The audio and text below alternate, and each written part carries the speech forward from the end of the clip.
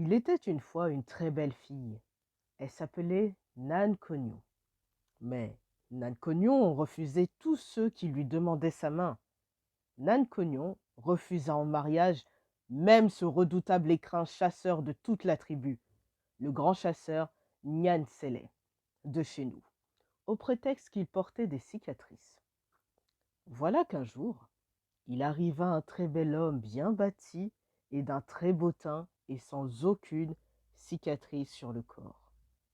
Ce jour-là, Nan Quenion se trouvait à l'entrée du village.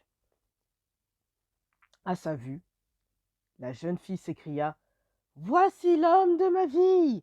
C'est lui que j'attendais pour me marier! Enfin, il est arrivé! Mon mari est arrivé!» Aussitôt, elle exigea que soit célébré le mariage, ce qui fut fait, et après quoi, le couple décida de rejoindre le domicile conjugal. Sur le chemin, dès qu'ils quittèrent le village, le mari de Nan Cognon se débarrassa de son beau boubou. Sa femme, surprise, lui demanda: «Homme, pourquoi as-tu ton boubou?» «J'ai chaud», répondit-il. Un peu plus loin, juste au détour qui mène au cimetière du village, ce fut alors son dessous qu'il enleva au même motif.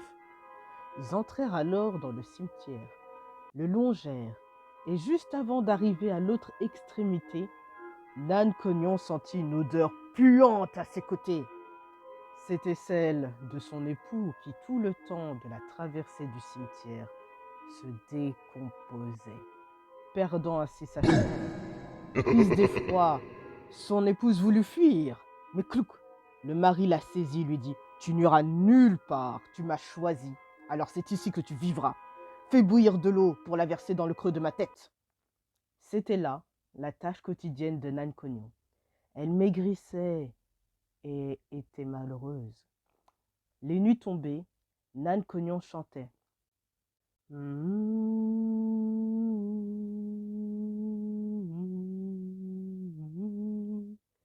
Que donne ta ton pas proposé, tu as refusé.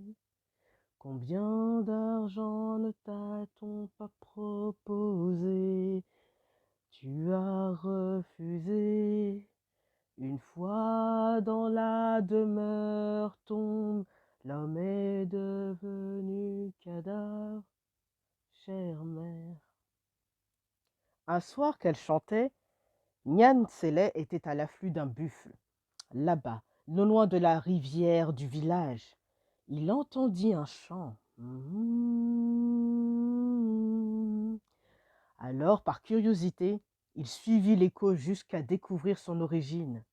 Dès qu'il aperçut le chasseur à ses côtés, la jeune fille, pleurant, le supplia alors de le sauver.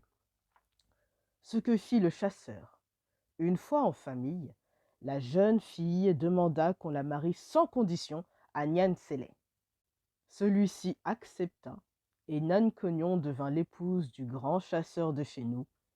Elle fit de beaux enfants, à la fois travailleurs et humbles. Fin de l'histoire. Alors, est-ce que vous avez pu retenir une idée clé, la morale de l'histoire? Si vous avez trouvé la morale de l'histoire, n'hésitez pas à l'écrire dans l'espace commentaire si ça vous fait plaisir. N'hésitez pas à liker, partager et à commenter, ça fait toujours plaisir. Et on se revoit pour un autre conte, pour la lecture d'un autre conte. Voilà.